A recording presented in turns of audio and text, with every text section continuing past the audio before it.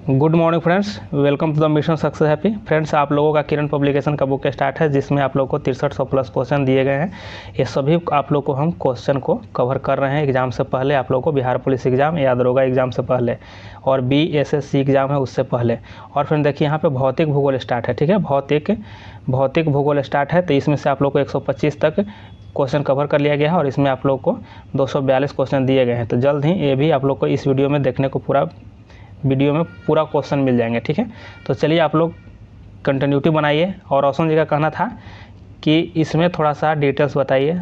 देखिए इसमें डिटेल्स थोड़ा सा कम दिया गया है और ठीक है, जो भी इसमें डिटेल रहेगा हम बताने का कोशिश करेंगे। तो चलिए आप और लाइक और शेयर कमेंट भी करते रहिए। चलिए देखते हैं 126 नंबर क्वेश्चन को कि सुनहरी गोल्डन चावल है। तो देखिए यह सुनहरी गोल्डन चावल हो जाएगा, आपको ऑप्शन 3 हो जाएगा। देखिए कि एक ट्रांसजेनिक चावल की किस्म है जिसमें कैरोटीन के लिए जिन तत्व उपलब्ध है, ठीक है। और देखिए इसमें विटामिन जो होता है, विटामिन ए प्रचुर मात्रा में मिलता है, ठीक है। यहाँ पे जो ये है गोल्डन राइस चावल, इसमें विटामिन ए ज़्यादातर मिलता है, इसीलिए इसको 2005 में इसको 2005 में विकसित किया गया है, ठीक है। गोल्डन राइस 2 के नाम से, चलिए ठीक है। और इसमें जो है 23 गुना बीटा कैरोटीन इसमें पाया जाता है, ठीक है। बीटा कैरोटीन जो होता है, बीटा कैरोटीन इसमें 23 गुना पाया जाता है। और इसको जहाँ विटामिन ए की कमी होती है वहाँ पे इसका उपलब्ध कराया जा रहा है, यह सुनहरी गोल्डन चावल को। चलिए नेक्स्ट यहाँ देखते हैं 27 का कि लाल मिट्टी का रंग लाल किसके कारण होता है। तो देखिए किसके कारण होता है, तो ऑप्शन ए किसमें से हो जाएगा, लोहा के कारण होता है, ठीक है। लोहा के कारण होता है। लाल मिट्टी या लाल या पीली या चॉकलेटी रंग की होती है और इस मिट्टी में लोहा, एल्युमिनियम, चूना अधिक होती है। लोहा, एल्युमिनियम और चूना अधिक पाया जाता है। चलिए आगे यहाँ पे देख लेते हैं 28 का 128 है कि सूर्य के चारों ओर ग्रहों की कक्षाएं हो सकती है। तो देखिए हो सकती है यहाँ पे, तो क्या होगा, ऑप्शन 4 है कि वृत्तीय एवं दीर्घवृत्तीय हो सकती है, ठीक है। जो सूर्य के चारों ओर ग्रह की कक्षाएं होती है वह वृत्तीय होगा या दीर्घवृत्तीय होगा। और सूर्य के बारे में अगर जानना चाहें तो सूर्य जो है यह एक तारा है, क्या है, सूर्य जो है तारा है, याद रखिएगा इसको। सूर्य ग्रह नहीं है, कहीं कहीं क्वेश्चन इसे देता है ऑप्शन में। तो सूर्य एक तारा है और सबसे यही सौरमंडल का सबसे बड़ा पिंड है। चलिए नेक्स्ट देख लेते हैं। यहाँ पे जितना दिया है एक्स्ट्रा फैक्ट वही हम आप लोग को बता रहे हैं इसमें फ्रेंड्स। जितना इसमें ज़्यादा नहीं दिया गया है, इसीलिए इसमें कहीं कहीं ऐसा तो है कि कहीं कहीं सिर्फ क्वेश्चन ही और आंसर दिया गया है, इसीलिए हम आप लोगों को क्वेश्चन और आंसर ज़्यादा बता रहे हैं। चलिए आगे देख लेते हैं। यहाँ पे 129 का कि पृथ्वी किस दिशा से किस दिशा की ओर घूमती है। पृथ्वी किस दिशा से किस दिशा की ओर घूमती है, तो ऑप्शन 3 हो जाएगा, पश्चिम से पूरब की ओर घूमती है। पश्चिम से पूरब की ओर घूमती है। और तो पृथ्वी अपने कक्ष में 365 बार घूमती है, ठीक है। और पृथ्वी सूर्य से तीसरा ग्रह है। सूर्य जब यहाँ है तो यहाँ 1 2 3 यानी तीसरा ग्रह, सूर्य के बाद तीसरा ग्रह यहाँ पृथ्वी है। चलिए आगे देख लेते हैं कि प्रकाश को सूर्य से पृथ्वी तक आने में कितना मिनट लगते हैं। देखिए प्रकाश को सूर्य से पृथ्वी तक आने में कितना समय लगता है, तो ऑप्शन इसमें 2 सही हो जाएगा। 8.3 जो लिखा गया है, 8.3 मिनट यहाँ पे इतना ही लगता है। चलिए आगे देख लेते हैं। देखिए इतना ही इसमें बताया गया है, इससे ज़्यादा एक्स्ट्रा है ही नहीं। शीतकालीन कृषि किसे कहा जाता है। तो देखिए शीतकालीन कृषि किसे कहा जाता है, यहाँ पे देखिए ऑप्शन 3 होनी चाहिए, ठीक है, लेकिन इसमें ऑप्शन 2 दिया गया है। तो आप लोग इसको कमेंट कीजिएगा कि इसमें कौन सही हो जाएगा, ठीक है। आप लोग इसको कमेंट कीजिएगा। ऑप्शन यहाँ पे 2 सही है कि खरीफ या अगहनी फसल को कहते हैं, लेकिन शीतकालीन कृषि मेरे हिसाब से रबी फसल होनी चाहिए। और रबी फसल में कौन कौन आते हैं, जैसे जौ आ जाते हैं, जौ, मटर और चना, और आपको सरसों आते हैं, फिर आलू आते हैं, ठीक है। और देखिए यह जो रबी फसल है इसकी अगर बोने का समय बताया जाए तो इसमें अक्टूबर से लेकर के नवंबर तक होता है, ठीक है। अक्टूबर से नवंबर इसका बोने का समय है, इसीलिए हम इसे शीतकालीन कह रहे हैं, ठीक है। लेकिन आप लोग इसका कमेंट कीजिएगा ज़रूर। 132 देखते हैं कि इनमें से कौन सर्वहारी जीव है। देखिए सर्वहारी किसे कहते हैं, जो मांस भी खाता हो और फल फूल इसको भी खाता हो उसको सर्वहारी कहते हैं। जो फल फूल खाए और जो मांस खाए उसे सर्वहारी कहते हैं। तो देखिए सर्वहारी मनुष्य हो जाता है, ठीक है। सर्वहारी में मनुष्य हो जाएगा, जैसे सब्जी भी फल फूल अनाज खाता है और मांस भी खाता है उसको सर्वाहारी कहते हैं। तो यहाँ पे देख लीजिए, यहाँ पे मनुष्य हो जाएगा। देखिए शेर क्या होता है, शेर मांस ही खाता है। और गाय क्या होता है, गाय जो होता है कि घास खाता है, इसीलिए यहाँ पे आपको मनुष्य सर्वाहारी है। चलिए आगे देख लेते हैं कि किसी देश के स्थानीय समय की गणना के लिए निम्न में से किसका उपयोग होता है। तो देखिए इसमें किसका उपयोग किया जाता है, तो 133 का ऑप्शन 4 हो जाएगा कि ग्रीन मीन टाइम्स का क्या आता है। ठीक है, ग्रीन मीन टाइम का क्या आता है। और देखिए पृथ्वी पर 0 डिग्री देशांतर पर खींची गई मध्याह्न रेखा या प्रधान मध्याह्न रेखा ग्रीनविच रेखा कहलाती है। याद रखिएगा, ग्रीनविच रेखा कहलाती है। और ग्रीनविच यह जो रेखा है यह कहाँ, लंदन के एक शहर है और ग्रीनविच इसी रेखा पर स्थित है, इसीलिए इसको ग्रीनविच टाइम कहा गया है। चलिए आगे देख लेते हैं कि समुद्र का जल खारा क्यों होता है। देखिए ऑप्शन इसमें 3 सही हो जाएगा कि लवण घुला होता है जिसके कारण खारा होता है। और इसको देखिए लवण घुला होना और खारा होने का कारण क्या है कि समुद्र के नीचे भी ज्वालामुखी विस्फोट होते हैं, तो उसके नीचे समय समय पर जब विस्फोट होते हैं ज्वालामुखी तो लावा और क्लोरीन निकलता है। ठीक है, क्लोरीन निकलता है और वही जब समुद्र में और सोडियम भी पाए जाते हैं। ठीक है, सोडियम और क्लोरीन जब मिलते हैं तो वही अभिक्रिया करके लवण बन जाते हैं। याद रखिएगा किस तरह से, क्लोरीन और सोडियम ये जब मिलते हैं और अभिक्रिया करते हैं तब जाकर लवण का निर्माण हो जाता है। और समुद्र के नीचे भी विस्फोट होते हैं, ज्वालामुखी विस्फोट, जिसके कारण से। चलिए आगे देख लीजिए यहाँ 135 देखते हैं कि दूरी के अनुसार सूर्य से सबसे नज़दीक ग्रह कौन है। देखिए दूरी के अनुसार सूर्य से सबसे नज़दीक पूछा जा रहा है। ठीक है, तो यहाँ पे आंसर हो जाएगा 35 का ऑप्शन 1 हो जाएगा। ठीक है, बुध जो है सूर्य के नज़दीक कौन है, बुध है। और इसकी घूर्णन की अगर बात किया जाए सूर्य की परिक्रमा के बाद तो 88 दिन लगता है और यह सबसे छोटा ग्रह भी है। ठीक है, सबसे छोटा ग्रह है 8 ग्रहों में से। चलिए आगे देख लेते हैं।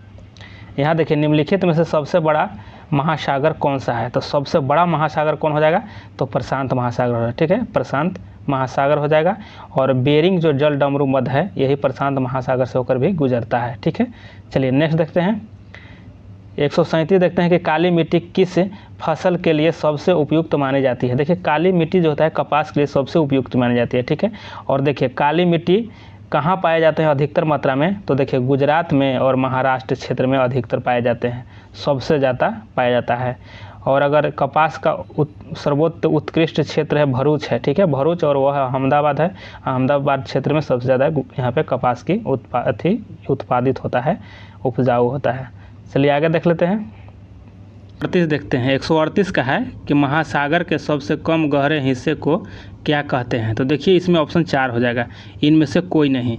तो कहा क्या जाता है, तो देखिए इसको कहा जाता है महासागर के सबसे कम जो गहरे हिस्से को महाद्वीपीय मगन तट कहा जाता है। ठीक है, महाद्वीपीय मगन तट कहा जाता है। ठीक है, मगन तट कहा जाता है, याद रखिएगा, महाद्वीपीय मगन तट कहा जाता है। नेक्स्ट क्वेश्चन देखते हैं 139 कि वृष्टि छाया प्रदेश से क्या तात्पर्य है। देखिए ऑप्शन इसमें 1 सही हो जाएगा कि पर्वत के विमुख प्रदेश को वृष्टि छाया कहते हैं। ऑप्शन 1 इसमें सही हो जाएंगे। नेक्स्ट 140 देखते हैं कि उच्चवासन प्रदर्शन के लिए हैच्योर विधि का विकास किसने किया था। तो देखिए इसमें हो जाएगा ऑप्शन 1 से हो जाएगा लेहमान। किसने किया था, लेहमान के द्वारा किया गया था। और यह जो है ऑस्ट्रेलियाई भूगोलवेता थे, ऑस्ट्रेलिया के रहने वाले थे। और जॉन्स लेहमान यह जो थे 1799 में इसने यह प्रदर्शन किया था। ठीक है, इस विधि को 1799 में। नेक्स्ट देख लेते हैं 141 का कि अस्तर रंजन विधि के अंतर्गत मानचित्रों में नीले रंग से किस भाग को प्रदर्शित किया जाता है। तो देखिए इसमें ऑप्शन 3 सही हो जाएगा, नीले रंग के जो होता है वह जल का प्रदर्शन किया जाता है। ठीक है, ऑप्शन यहाँ पे 3 सही है। नेक्स्ट देख लेते हैं कि पर्वतीय छायाकार विधि में भू आकृतियों पर किस दिशा से प्रकाश पड़ने की कल्पना की जाती है। तो देखिए 142 का ऑप्शन 1 हो जाएगा, उत्तर पूर्व हो जाएगा। ठीक है, उत्तर पूर्व हो जाएगा। नेक्स्ट यहाँ देखते हैं कि कोयला किस प्रकार का संसाधन है। तो देखिए कोयला जो हो जाएगा ये आपको अनवीकरणीय संसाधन है, ठीक है, अनवीकरणीय संसाधन हो जाएगा, ऑप्शन 2 इसमें सही है। नेक्स्ट यहाँ पे देख लीजिए कि सौर ऊर्जा निम्न में से कौन सा संसाधन है। सौर ऊर्जा जो है यह कैसी है, तो यह पुनः पूर्ति योग्य है, ठीक है, पुनः पूर्ति योग्य मतलब इसको दोबारा भी इसको प्राप्त किया जाता है। चलिए आगे यहाँ पे देख लेते हैं। यह देखिए 145 का कि ग्लोबल वार्मिंग से कालांतर में निम्न में से कौन सी स्थितियां उत्पन्न हो सकती है। तो देखिए ग्लोबल वार्मिंग से बाद में कालांतर में पूछा जा रहा है कि कौन सी स्थितियां उत्पन्न हो सकती है। तो इसका देखिए ऑप्शन 4 हो जाएगा कि इनमें से सभी हो जाएगा। जैसे समुद्र के जल स्तर में वृद्धि हो जाएगा, यहाँ देखिए कि हिमनदियों के अस्तित्व पर संकट आ जाएगा, फिर देखिए नदियों में बाढ़ की स्थिति आ जाएगी। ये सभी जो घटना होने वाला है यह सब ग्लोबल वार्मिंग से हो सकते हैं। तो 46 देखिए कि मापनी में हर व्यक्त करता है, मापनी में हर व्यक्त करता है। तो देखिए इसका ऑप्शन 3 सही हो जाएगा। 1 और 2 दोनों दूरियां, देखिए यहाँ कि धरातल की दूरियां और मानचित्र पर की दूरियां, यह दोनों जो है हर व्यक्त करता है। आगे यहाँ पर देख लेते हैं कि भूगोल में क्षेत्रीय अध्ययन है। तो भूगोल में क्षेत्रीय अध्ययन होगा तो ऑप्शन यहाँ पे देखिए 3 हो जाएगा कि एक उपागम है, ठीक है, एक उपागम है। भूगोल में क्षेत्रीय अध्ययन को एक उपागम कहते हैं। नेक्स्ट यहाँ पे देख लेते हैं कि निम्नलिखित में से कौन सा पदार्थ प्राकृतिक के रूप से ठोस, द्रव, गैस अवस्था में पाया जाता है। तो यहाँ देखिए ऑप्शन 4 हो जाएगा, जल, ठीक है, इसमें ऑप्शन आपको 4 हो जाएंगे। नेक्स्ट क्वेश्चन 149 देखते हैं कि संचार के लिए वायुमंडल की कौन सी परत में उपग्रह स्थापित किए जाते हैं। देखिए उपग्रह जो है यह ऑप्शन 4 हो जाएगा, आयन मंडल में स्थापित किया जाता है। जितने भी उपग्रह को स्थापित किया जाता है आयन मंडल में। और इसकी अगर फैलाव की बात किया जाए तो 80 से लेकर के 400 किलोमीटर तक यह फैला हुआ है आयन मंडल। और इसमें यह मंडल जो है रेडियो ट्रांसमिशन में भी सहायक होता है, ठीक है, आयन मंडल। चलिए नेक्स्ट देख लेते हैं कि विश्व का सबसे गहरा महासागर है। तो विश्व का सबसे गहरा महासागर आपको प्रशांत महासागर हो जाएगा, प्रशांत महासागर हो जाएगा। और देख लीजिए कि विश्व का सबसे गहरा महासागर प्रशांत महासागर है और लगभग इसमें कितना, तो 36,200 फुट गहरा मैरियाना ट्रेंच प्रशांत महासागर में ही है, ठीक है, मैरियाना ट्रेंच। चलिए नेक्स्ट देख लेते हैं यहाँ पे कि वायु का वेग निम्नलिखित में से किस में सबसे अधिक होती है। देखिए सबसे अधिक किस में होता है, तो वायु का वेग, तो ऑप्शन 4 हो जाएगा, टॉर्नेडो हो जाएगा, ठीक है, टॉर्नेडो में सबसे अधिक वेग होता है। चलिए आगे देख लेते हैं। 152 और क्वेश्चन देखते हैं कि सूर्य और तारों की ऊर्जा का स्रोत है। तो देखिए ऑप्शन यहाँ पे 3 सही हो जाएगा, नाभिकीय संलयन हो जाएगा। क्या हो जाएगा, नाभिकीय संलयन द्वारा। चलिए आगे देख लेते हैं। 153 क्वेश्चन देखते हैं कि सौर मंडल के किस ग्रह को वैक्यूम क्लीनर कहा जाता है। देखिए वैक्यूम क्लीनर के नाम से बृहस्पति जाना जाता है, ठीक है, ऑप्शन यहाँ पे 1 सही हो जाएगा, बृहस्पति को वैक्यूम क्लीनर कहा जाता है। और सौर मंडल का सबसे बड़ा विशाल ग्रह यही है आपको बृहस्पति ग्रह ही। चलिए आगे देख लेते हैं 154 को कि ओरियन तारामंडल का दूसरा नाम क्या है। तो यहाँ देखिए ऑप्शन 1 हो जाएगा, ठीक है, सॉरी ओरियन यहाँ पे देखिए ऑप्शन 4 हो जाएगा, हंटर कहा जाता है, ठीक है, ओरियन तारामंडल का दूसरा नाम हंटर है, ऑप्शन यहाँ पे 4 सही हो जाएगा। नेक्स्ट यहाँ पे देखिए कि भू स्थिर उपग्रह पृथ्वी से कितनी ऊंचाई पर स्थित होता है। तो 55 का देखिए ऑप्शन 3 हो जाएगा कि 36,000 किलोमीटर दूरी पर होता है भू स्थिर उपग्रह। चलिए नेक्स्ट देख लेते हैं यहाँ पे कि निम्नलिखित में से किस वर्ष प्लूटो को उसकी पूर्व में ग्रह की पदस्थिति से पदावतन किया गया। तो देखिए इसका हो जाएगा ऑप्शन 2 हो जाएगा, ठीक है, 2006 में, ठीक है, 2006 में इसको क्या हुआ था कि प्लूटो की स्थिति को बौने ग्रह के रूप में बदला गया था, ठीक है। चलिए नेक्स्ट देख लेते हैं। निम्नलिखित में से कौन सी गैस भूमंडलीय ऊष्मीकरण का कारण नहीं है। तो भूमंडलीय ऊष्मीकरण का कारण नहीं है, तो देखिए ऑप्शन इसमें 4 हो जाएगा, ऑप्शन इसमें 4 हो जाएगा, SO2 हो जाएगा, ठीक है, SO2 हो जाएगा। नेक्स्ट देखते हैं कि जब गर्म जल के सोते हॉट स्प्रिंग का इस्तेमाल विद्युत उत्पन्न करने में होता है, इस प्रकार ऊर्जा उत्पादन कहलाता है। तो देखिए इसमें हो जाएगा ऑप्शन आपको 3 सही हो जाएगा, ठीक है, कि भू ऊष्मीय ऊर्जा कहलाता है, भू ऊष्मीय ऊर्जा कहलाता है। नेक्स्ट यहाँ देखते हैं कि निम्नलिखित में से कौन सा पृथ्वी की लगभग आयु को दर्शाता है। तो इसमें आंसर हो जाएगा ऑप्शन 3 सही हो जाएगा कि 4 से 5 बिलियन वर्ष हो जाएगा। पृथ्वी देखिए यहाँ पे क्या है कि पृथ्वी की लगभग आयु दर्शाता है, तो 4 से 5 बिलियन वर्ष हो जाएगा। 160 हो जाएगा कि तारों का टिमटिमाना तारों की रोशनी के वायुमंडल में से डैश के कारण होता है। तो देखिए ऑप्शन 1 इसमें सही हो जाएगा, अपवर्तन के कारण तारा जो है टिमटिमाता हुआ प्रतीत होता है। चलिए नेक्स्ट देख लेते हैं। 161 देखिए कि हिपोकैम्प किस ग्रह का चंद्रमा है। हिपोकैम्प जो हो जाएगा यह देखिए नेपच्यून का है। किसका है? नेपच्यून का है, यह चंद्रमा है यानी उपग्रह है। नेक्स्ट देख लेते हैं कि भूकंप की शक्ति के परिणाम को मापा जाता है। तो देखिए भूकंप की शक्ति को परिणाम को मापा जाता है, ऑप्शन 1 हो जाएगा रिक्टर पैमाने पर। ठीक है, रिक्टर पैमाने पर मापा जाता है, ऑप्शन यहाँ पे 1 सही हो जाएगा। नेक्स्ट यहाँ पे देखते हैं कि एक पारिस्थितिकी तंत्र के ऊर्जा का प्रवाह हमेशा कैसा होता है। तो देखिए हमेशा कैसा होगा, ऑप्शन 1 इसमें से होगा एक दिशीय होता है। एक पारिस्थितिकी तंत्र के ऊर्जा का प्रवाह जो होता है एक दिशीय होता है, ऑप्शन 1 सही है। नेक्स्ट देख लेते हैं कि सूर्य का निकटतम ग्रह है, तो ऑप्शन यहाँ पे देखिए बुध हो जाएगा।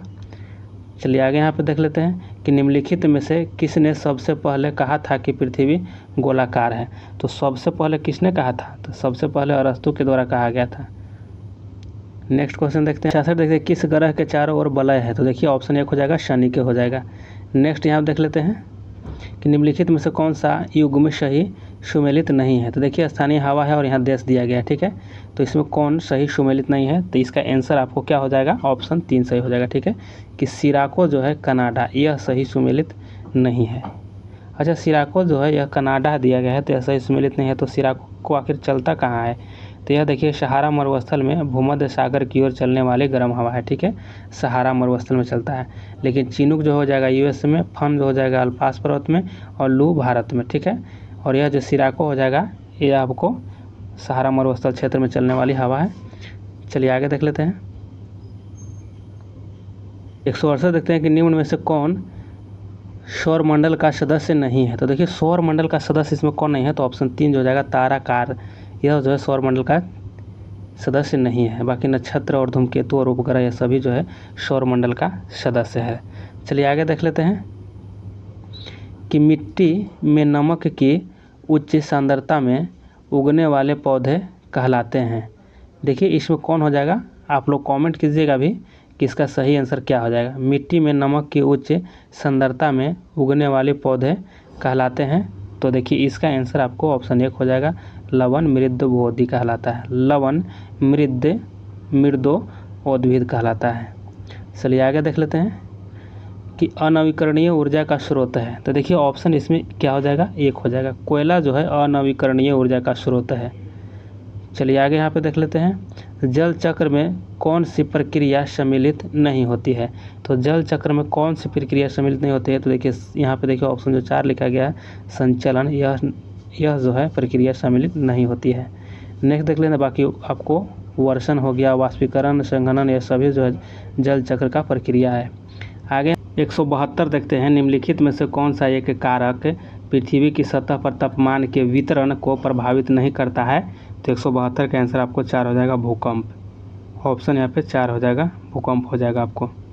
नेक्स्ट क्वेश्चन देखते हैं कि वायुमंडल में तापमान की सामान्य पतन दर है। देखिए इसमें क्या हो जाएगा, ऑप्शन आपको 1 सही हो जाएगा कि 6.5 डिग्री सेल्सियस प्रति किलोमीटर हो जाएंगे। देख लीजिए यहाँ पे ऑप्शन यहाँ पे 1 सही हो जाएगा। नेक्स्ट देख लेते हैं कि निम्नलिखित में से कौन सा एक कारक पृथ्वी की सतह पर तापमान के वितरण को प्रभावित नहीं करता है। तो ऑप्शन यहाँ पे 4 हो जाएगा, भूकंप हो जाएगा। चलिए नेक्स्ट देखते हैं। तो 75 देखते हैं कि भूगोल शब्द का सर्वप्रथम प्रतिपादन किसने किया। तो ऑप्शन 2 हो जाएगा, इरेटोस्थनीज के द्वारा किया गया था। नेक्स्ट क्वेश्चन देखते हैं कि वायु के क्षैतिज संचलन से होने वाला ताप का स्थानांतरण डैश कहलाता है। तो देखिए इसमें ऑप्शन आपको 3 हो जाएगा, अभिवहन कहलाता है, अभिवहन कहलाता है। नेक्स्ट यहाँ पे देख लेते हैं 177 का कि केंद्रीय चट्टानों में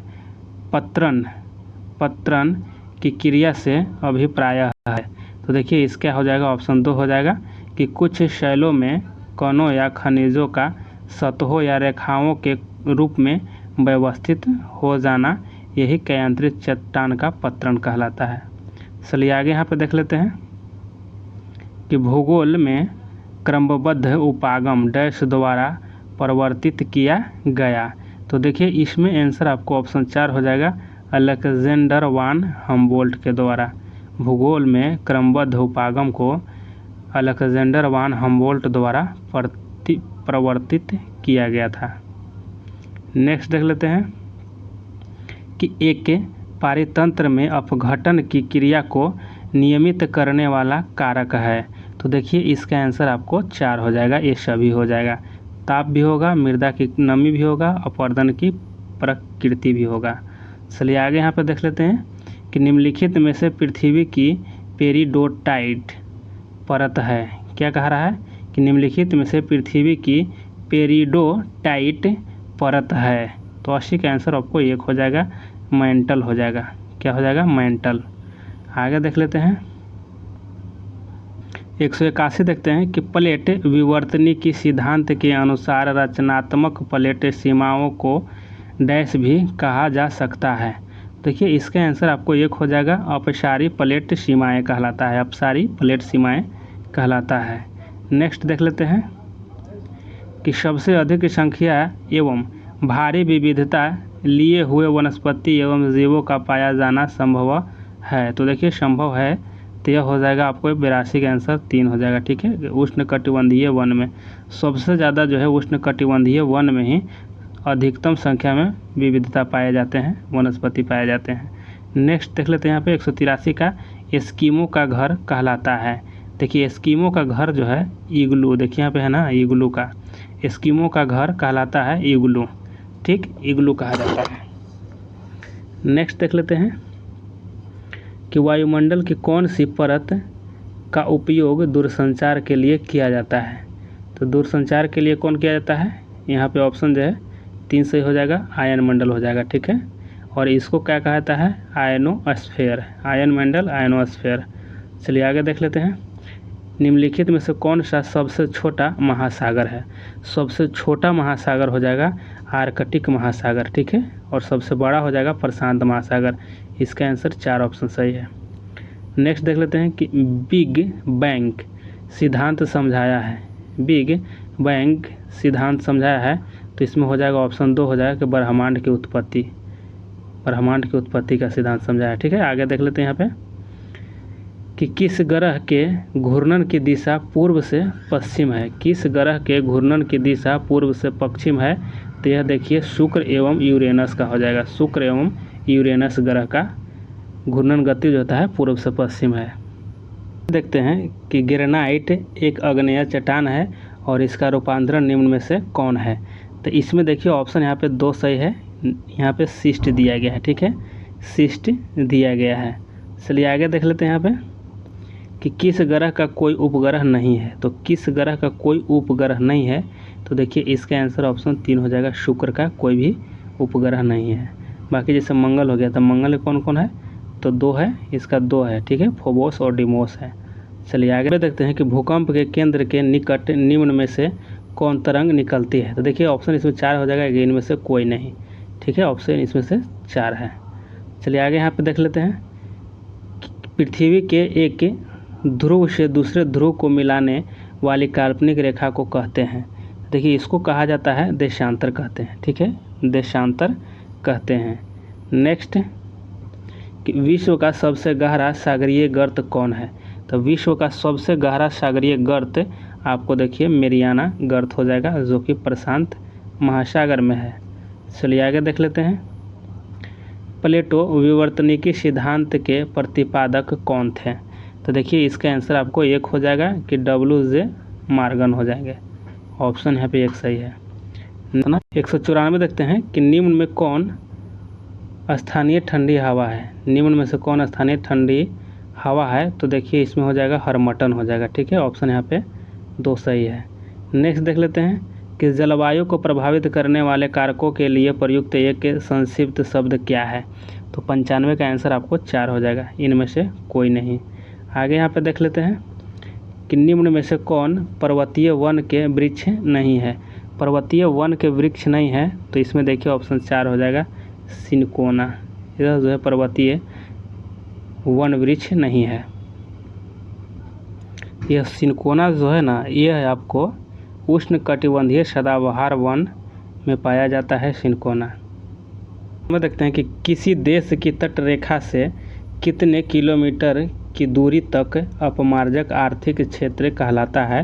तो देखिए यहाँ पे हो जाएगा आपको ऑप्शन 3 हो जाएगा कि 200 किलोमीटर, यानी 200 समुद्री मील हो जाएगा। ठीक है, 200 समुद्री मील हो जाएगा। चलिए आगे देख लेते हैं कि सूर्य ग्रहण होता है जब, ऑप्शन देखिए 2 सही हो जाएगा इसमें, कि चंद्रमा सूर्य और पृथ्वी के बीच आ जाता है। देखिए कहने का मतलब यहाँ पे हो जाए कि जैसे यहाँ सूर्य है, ठीक है, यह सूर्य है और सूर्य के बीच में चंद्रमा आता है। यहाँ पृथ्वी है, यहाँ पे देखिए पृथ्वी है और पृथ्वी के बीच में यहाँ क्या है कि चंद्रमा आ जाता है। ठीक है, मून आ जाता है, तब जा करके यह आपको सूर्य ग्रहण हो जाएगा। पृथ्वी के बीच में घूमते घूमते, इस तरह से घूमते घूमते यहाँ पे आ जाएगा यह आपको, तब आपको जाके ये होता है सूर्य ग्रहण। और अगर 99 को देखते हैं कि मानचित्र कला के अध्ययन को क्या कहते हैं। मानचित्र कला के अध्ययन को क्या कहते हैं, तो 99 का आंसर आपको ऑप्शन 3 हो जाएगा, कार्टोग्राफी कहा जाता है। कार्टोग्राफी कहा जाता है। नेक्स्ट यहाँ देख लेते हैं 2 नंबर प्रश्नों को कि ओलिव रिडले क्या है। देखिए ओलिव रिडले क्या है, तो 200 का आंसर आपको ऑप्शन 3 हो जाएगा, कछुआ है। कछुआ है। चलिए आगे देख लेते हैं कि क्षेत्रफल के अनुसार सबसे विशाल महाद्वीप कौन सा है। क्षेत्रफल के अनुसार सबसे विशाल महाद्वीप तो एशिया हो जाएगा, ऑप्शन आपको 1 सही हो जाएगा। चलिए आगे देख लेते हैं कि भूमध्य रेखा निम्नलिखित में से किस देश के मध्य से नहीं गुजरती है। तो भूमध्य रेखा जो है यह भारत से होकर के नहीं गुजरती है। आगे देख लेते हैं कि निम्नलिखित में से कौन सा सबसे छोटा महासागर है। तो सबसे छोटा आपको आर्कटिक महासागर हो जाएगा। आगे देख लेते हैं यहाँ पे कि बिग वैग सिद्धांत समझाया है। बिग वैग सिद्धांत समझाया है तो ऑप्शन इसमें क्या हो जाएगा, ऑप्शन 2 हो जाएगा। ठीक है, कि ब्रह्मांड की उत्पत्ति। बिग वैग जो सिद्धांत है यह ब्रह्मांड की उत्पत्ति से संबंधित है। 205 देखते हैं निम्नलिखित में से कौन सा एक प्राकृतिक पारितंत्र नहीं है। देखिए प्राकृतिक पारितंत्र नहीं है तो ऑप्शन 4 हो जाएगा, बगीचा जो है प्राकृतिक नहीं है। बगीचा को यहाँ मनुष्य के द्वारा लगाया जाता है, यह कृत्रिम पारितंत्र है। ठीक है, बाकी वन हो गया, नदी हो गया, रेगिस्तान, ये सभी जो है प्राकृतिक है। चलिए नेक्स्ट देख लेते हैं कि पृथ्वी की कुल सतह जो पानी से ढका हुआ है, तो कितना पानी से ढका हुआ है। तो यहाँ पे आंसर आपको क्या हो जाएगा, ऑप्शन 1 हो जाएगा, 75%, 71% होता है ऐसे, लेकिन 75% है तो जो नज़दीक रहेगा उसी को आंसर मारेंगे। चलिए आगे यहाँ पे देख लेते हैं कि मृदा अपरदन को रोका जा सकता है। तो मृदा अपरदन को रोका जाएगा, देखिए वृक्षारोपण द्वारा। चलिए आगे यहाँ पे देख लेते हैं कि हमारे सौरमंडल के किस ग्रह को लाल ग्रह के रूप में जाना जाता है। तो लाल ग्रह के रूप में कौन जाना जाता है इसमें, तो ऑप्शन यहाँ देखिए कि 3 हो जाएगा। ठीक है, मंगल ग्रह को लाल ग्रह कहा जाता है। और क्यों कहा जाता है, इसमें आयरन ऑक्साइड की उपस्थिति के कारण इसको लाल ग्रह कहा जाता है, आयरन ऑक्साइड की उपस्थिति के कारण। और 209 देखते हैं कि अल नीनो शब्द है। देखिए अल नीनो शब्द जो है स्पेनिश भाषा है। ठीक है, यह जो है स्पेनिश शब्द है, लेकिन अल नीनो का मतलब होता है छोटा लड़का। क्या होता है, छोटा लड़का होता है। ठीक है, और इसको क्राइस्ट चाइल्ड भी कहते हैं। और यह जो है प्रशांत महासागर में चलने वाले वायुदाब है, अल नीनो। चलिए आगे यहाँ पे देख लेते हैं कि ग्रहों की गति का संचालन होता है। तो ग्रहों की गति का संचालन होता है केपलर के नियम के द्वारा। केपलर ने ही ग्रहों के नियम को दिया था, प्रतिपादित किया था। नेक्स्ट देख लेते, उत्तरी तथा उत्तरी पश्चिमी भारत में चलने वाली गर्म तथा शुष्क हवाएं कहलाती है। तो क्या कहलाता है, ये लू कहा जाता है। ठीक है, आगे यहाँ पे देख लेते हैं कि किसानों द्वारा एक वर्ष में 3 विभिन्न फसलें उगाने के पीछे मुख्य कारण है। तो इसका देखिए ऑप्शन 1 हो जाएगा, सुविकसित सिंचाई प्रणाली हो जाएगा। ठीक है, ऑप्शन यहाँ पे 1 सही हो जाएगा। 213 देखते हैं कि वृष्टि छाया क्या है। देखिए वृष्टि जो छाया है यह क्या है, तो यह देखिए ऑप्शन 1 हो जाएगा कि एक ऐसा क्षेत्र जो अपेक्षाकृत रूप से धरातलीय अवरोध के प्रभाव से कम वर्षा क्षेत्र है। इसी को वृष्टि छाया क्षेत्र कहा जाता है, जहाँ कम वर्षा होता है। चलिए आगे यहाँ पे देख लेते हैं कि रबर डैश फसल है।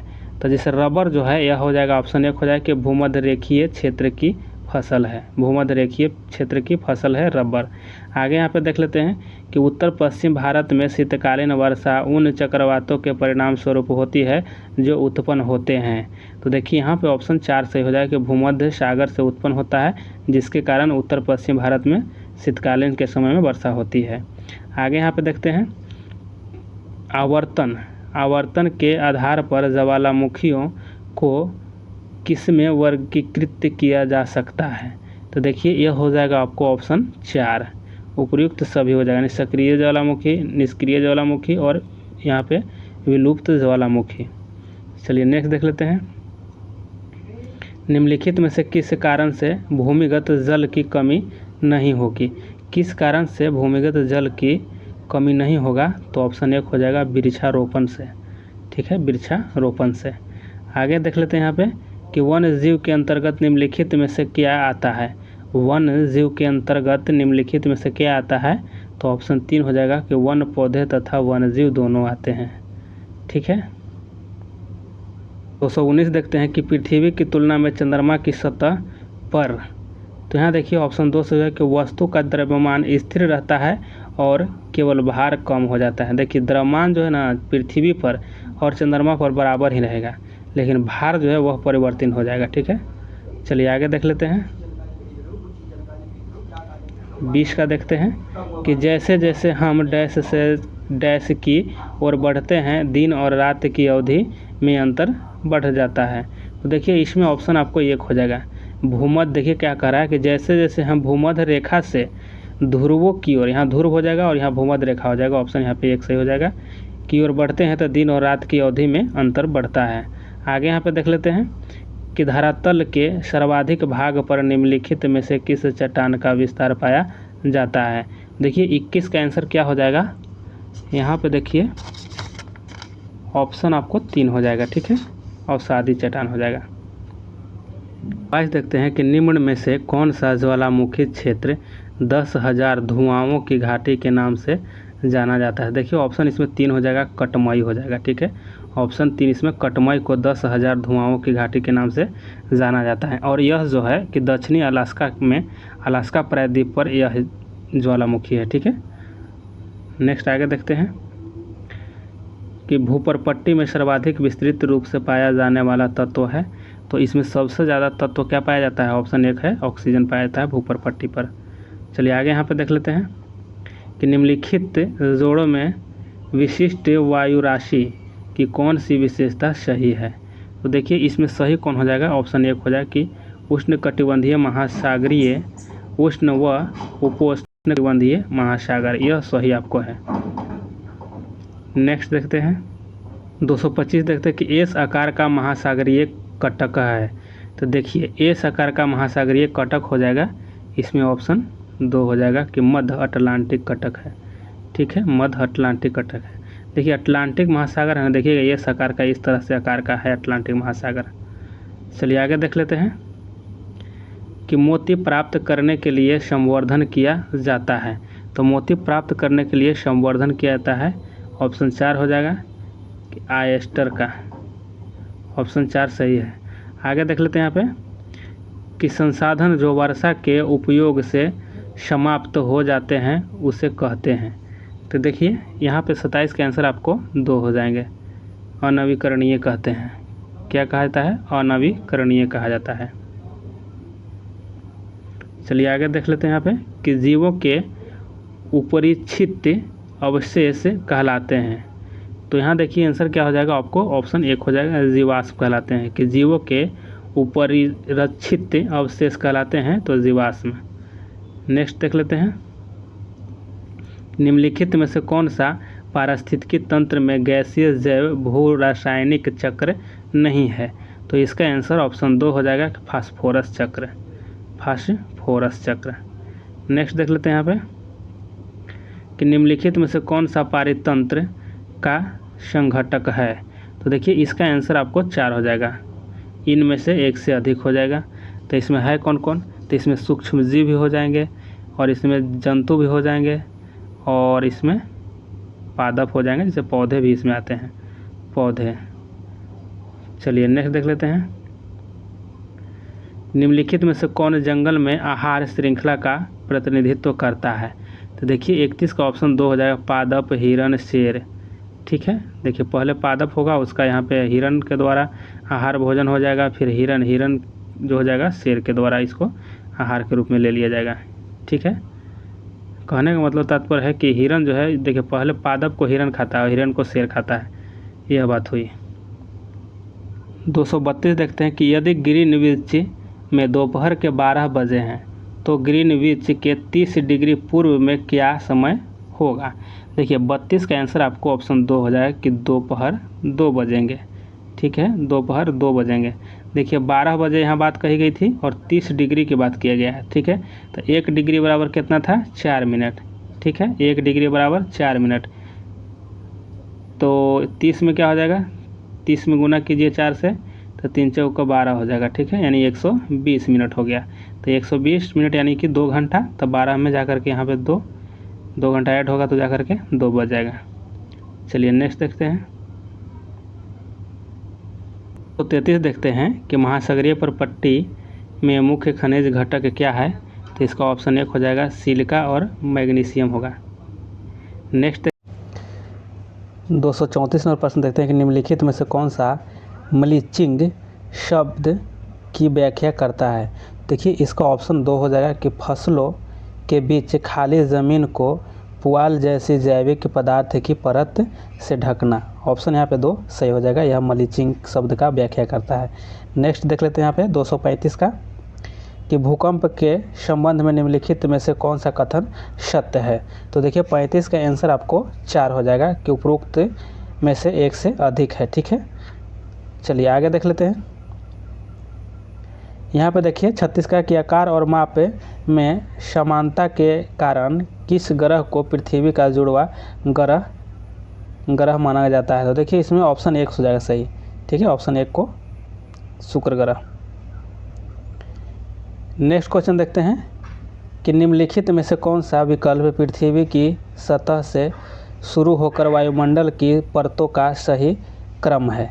तो देखिए इसमें ऑप्शन कौन सही हो जाएगा? ऑप्शन इसमें आपको 2 सही है। ठीक है, देखिए क्षोभ मंडल हो जाएगा, फिर समताप मंडल हो जाएगा, फिर मध्य मंडल हो जाएगा, फिर आपको ताप मंडल हो जाएगा और बहिर्मंडल हो जाएगा। ऑप्शन 2 सही हो जाएगा, इसका क्रम सही था वह। चलिए आगे देख लेते हैं कि वायुमंडल की किस परत का तापमान सबसे कम होता है? तो देखिए किस परत का सबसे तापमान कम होगा? तो 38 का आंसर आपको ऑप्शन 2 हो जाएगा, मध्य मंडल का। नेक्स्ट क्वेश्चन देखते हैं कि पारिस्थितिकी तंत्र में वायु आकार का ऊर्जा प्रवाह मॉडल किसके द्वारा दिया गया था? तो देखिए किसके द्वारा दिया गया था? ऑप्शन 3 इसमें सही हो जाएगा, ओडम के द्वारा। ऑप्शन आपको 3 सही था। ठीक है, आगे ध्यान देख लेते हैं 240 का कि एक के पोषी स्तर दूसरे पोषी स्तर में कितने ऊर्जा अवशोषित होती है? तो देखिए कितनी होती है ऊर्जा अवशोषित? इसका आंसर आपको 1 हो जाएगा, 10% होता है। चलिए आगे देखते हैं पारिस्थितिकी तंत्र में ऊर्जा प्रवाह का 10% नियम दिया गया था। तो इसका आंसर ऑप्शन 3 हो जाएगा कि लिंडमैन के द्वारा दिया गया था। ऑप्शन 3 सही हो जाएगा। 242 निम्नलिखित में से कौन सा शीत कटिबंध में आता है? तो देखिए इसका ऑप्शन 4 हो जाएगा और 4 में क्या है? उपरोक्त में से अधिक हो जाएगा, 1 से अधिक है।